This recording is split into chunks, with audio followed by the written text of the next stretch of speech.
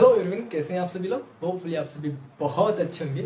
देखिए, आज हम बात करने वाले हैं परमाणु मॉडल। तो परमाणु मॉडल में हम क्या चीज़ें देखने वाले हैं कि परमाणु में जो अभी तक हमने डिस्कवरी की है, प्रोटॉन, इलेक्ट्रॉन और न्यूट्रॉन्स की, ये परमाणु में किस प्रकार से इनकी व्यवस्था है। वही क्या है, परमाणु संरचना होती है कि परमाणु में ये सारे इनके जो कंपोनेंट हैं, इनके जो कण हैं, प्रोटॉन, इलेक्ट्रॉन, न्यूट्रॉन, जो भी परमाणु के अंदर प्रेजेंट होते हैं, उनकी व्यवस्था क्या होती है, वो किस प्रकार से अरेंज होते हैं। प्रोटॉन कहाँ होगा, इलेक्ट्रॉन कहाँ पे होगा, न्यूट्रॉन कहाँ पे होगा, इलेक्ट्रॉन में मोशन होगा कि नहीं होगा, प्रोटॉन में मोशन होगा कि नहीं होगा, किस प्रकार का इनमें संरचना है, वही क्या है, परमाणु मॉडल है। तो धीरे धीरे ना जैसे जैसे प्रोटॉन, इलेक्ट्रॉन्स, न्यूट्रॉन्स की खोज होती गई, तो लोगों में क्यूरियोसिटी आई कि भैया ये प्रोटॉन्स कैसे होगा, इलेक्ट्रॉन्स में कहाँ पे होगा, परमाणु में प्रोटॉन कहाँ पे होगा, इलेक्ट्रॉन कहाँ पे होगा, न्यूट्रॉन की व्यवस्था कहाँ रहेगी। इन चीज़ों पे क्या लोगों को जानने की इच्छा हुई, तो उन्होंने अपने अपने स्तर पे अपनी अपनी नॉलेज के बेसिस पे क्या दिए, अपनी अवधारणाएं दी कि परमाणु ऐसा होना चाहिए। तो उसमें सबसे पहले हमारे पास थॉमसन परमाणु मॉडल आता है, जो कि थॉमसन जे थॉमसन ने दिया था 1903 के अंदर। तो उस समय न्यूट्रॉन की खोज नहीं हुई थी, सिर्फ प्रोटॉन, इलेक्ट्रॉन्स की ही खोज हो पाई। तो इसके बेसिस पे थॉमसन ने अपने परमाणु मॉडल में क्या बताया, उसको जरा सुनो, पहले सुनो, लिखना बाद में। थॉमसन ने बताया कि परमाणु एक धनावेशित गोला होता है। क्या होता है, परमाणु एक धनावेशित गोला, यानी कि परमाणु में धनावेश हर तरफ फैला हुआ रहेगा, धनावेशित गोला होता है। और उस धनावेशित भाग के बीच बीच में इलेक्ट्रॉन्स यानी कि ऋणावेशित कण उपस्थित होते हैं। जैसे कि ये आपने देखा है कि ये एक धनावेशित गोला है ना। जो रेड कलर का पार्ट आपको दिख रहा है, एक स्पेरिकल हो गया। ये परमाणु का आकार होता है कि ये स्पेरिकल होता है, गोलाकार होता है, और उसका जो हर भाग है वो धनावेशित होता है। जो आपने रेड कलर देख रहा है, दिख रहा है ना आपको, जो रेड कलर दिख रहा है ना यहाँ पे, वो क्या है, परमाणु का यानी कि इस गोले का धनावेशित भाग है। क्या है, इस गोले का धनावेशित भाग है। और बीच बीच में जो ब्लैक कलर का आपको कुछ दिख रहा है, वो क्या है, इलेक्ट्रॉन्स है, यानी कि उसका ऋणावेशित भाग है। यानी कि धनावेशित भाग के बीच बीच में इलेक्ट्रॉन्स धसे हुए होते हैं। ऐसा किसने बताया, हमारे जे थॉमसन ने बताया। और इन्होंने एक बात जो कही, इन्होंने इलेक्ट्रॉन्स के मोशन के बारे में कुछ नहीं बताया। यानी कि एक स्थितिज मॉडल है, एक स्थिर मॉडल है, जिसमें इलेक्ट्रॉन में कोई मूवमेंट नहीं है। ये बात इन्होंने कही नहीं, मतलब इन्होंने बताई तो चीजें समझ में आती।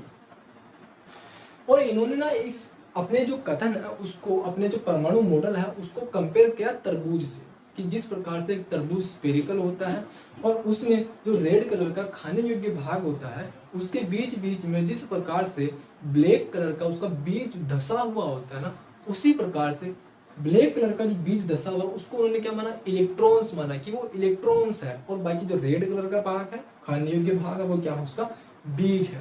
तो अभी आप यहाँ पे डेफिनेशन जो भी है, जिस भी प्रकार से चीज आप लिखना चाहते हैं, वो आप यहाँ पे लिखिए आराम से, कोई दिक्कत परेशानी नहीं है। तो थॉमसन का परमाणु मॉडल यही है, बहुत ज्यादा आपको इंपोर्टेंस इसकी नहीं है आपके, बस हाँ इतना सा है कि परमाणु मॉडल सबसे पहले कौन लेके आया, तो थॉमसन भाई साहब अपने लेके आए थे, जिन्होंने अपने बेसिस पे चीजों को बताना शुरू किया। ठीक है, तो इसको फटाफट से नोट करिए। उसके बाद हम चलते हैं इनकी जो कमियां रही, कि ये मॉडल क्यों खारिज कर दिया गया, आज हम इस मॉडल को क्यों नहीं पढ़ते हैं, क्यों हम इस मॉडल को नहीं पढ़ते। चीज़ों में सुधार धीरे धीरे होता है, ऐसा नहीं होता है कि सारी चीज़ें सिर्फ एक ही इंसान बता देगा, है ना। परमाणु के बारे में सिर्फ किसी एक ने ही सब कुछ बता दिया, नहीं, धीरे धीरे धीरे धीरे सभी ने अपने ओपिनियंस ऐड करते हुए चले, और इससे क्या हुई, एक जो सही सही चीज़ें हैं उनका निचोड़ निकाल लिया गया और परमाणु की एक प्रॉपर स्ट्रक्चर बन गई। तो सबसे पहले ये परमाणु, ये जो परमाणु मॉडल है उसमें थॉमसन का परमाणु मॉडल है, जो आप यहाँ पे लिखिए। उसके बाद इसकी जो ड्रॉबैक्स हैं, कमियां हैं, उसको हम डिस्कस करते हैं। करेक्ट, मिटा दें। देखिए इसकी कमियां क्या थी, कमियां क्या थी। पहली चीज, न्यूट्रॉन्स के बारे में कोई बात नहीं थी, क्योंकि उस समय न्यूट्रॉन की खोज भी नहीं हुई, न्यूट्रॉन की खोज भी नहीं हुई। ठीक है, तो इसमें ना सबसे पहला एक सबसे बड़ा ड्रॉबैक है वो ये कि ये एक स्थितिज मॉडल है। ठीक है, यह एक स्थितिज मॉडल है, आज की डेट में अगर आप परमाणु के संरचना को देखते हैं तो उसमें इलेक्ट्रॉन्स में मोशन होता है। इलेक्ट्रॉन एक वृत्ताकार पथ में घूर्णन करता है, घूमता है, लगातार घूमता है। लेकिन यहाँ पे इन्होंने क्या बताया कि परमाणु जो इलेक्ट्रॉन्स है, इलेक्ट्रॉन्स धनावेशित भाग के बीच में दसा हुआ है, यानी कि उसमें कोई मूवमेंट नहीं है, उसमें कोई गति नहीं है, ऐसा इन्होंने कहा था थॉमसन ने। लेकिन आज के मॉडल में क्या है, इलेक्ट्रॉन्स तो भैया मूवमेंट करता है। तो ये इसकी एक सबसे बड़ी कमी रही। दूसरी कमी इनकी क्या थी, जो मेन कमी है उसी को अपन लिखेंगे, ठीक है।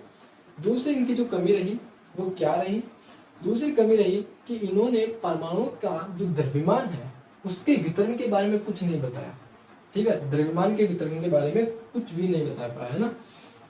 द्रव्यमान परमाणु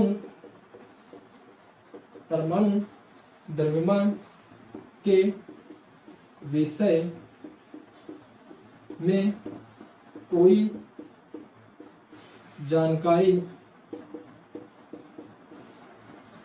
नहीं दे पाया।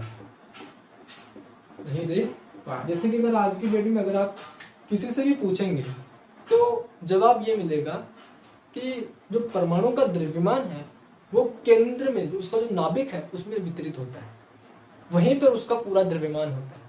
आज की डेट में आपका जो परमाणु संरचना है उसमें आपको यही देखने को मिलेगा कि जो परमाणु का द्रव्यमान है उसके नाभिक में उपस्थित होता है, नाभिक में वितरित होता है।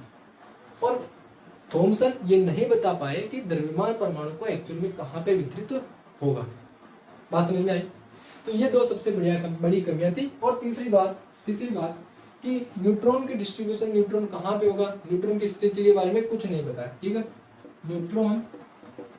न्यूट्रॉन की स्थिति के बारे में कोई जानकारी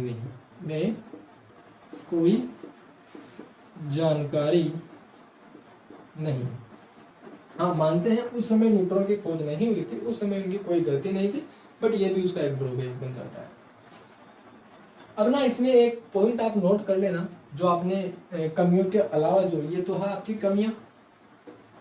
कमियां, तो इनमें इसके अलावा कमियों में नहीं लिखना, उसको एक नोट पॉइंट लिख के आप कर सकते हो कि परमाणु उदासीन कण होता है, धनावेशित भाग और ऋणावेशित भाग, यानी जो ऋणावेश है और धनावेश है उसकी मात्रा क्या होती है इसमें बराबर होती है, तो ये उदासीन होता है परमाणु। बस इतना सा लिख लो।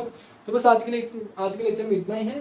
तो जो नेक्स्ट लेक्चर आएगा उसमें हम रदरफोर्ड के बारे में बात करेंगे। रदरफोर्ड ने किस प्रकार से अपना परमाणु मॉडल दिया, और जो परमाणु मॉडल दिया है वो एक्सपेरिमेंटल था, ये थ्योरेटिकल था, ये केवल थ्योरेटिकल था। इन्होंने केवल बताया था, इन्होंने कोई एक्सपेरिमेंट नहीं किया, बस इन्होंने अपना मॉडल दे दिया। लेकिन रदरफोर्ड जो आएंगे वो अपना एक्सपेरिमेंट करके बताएंगे कि प्रोटॉन कहाँ पे उपस्थित होता है, उन्होंने प्रोटॉन की खोज की है, ठीक है।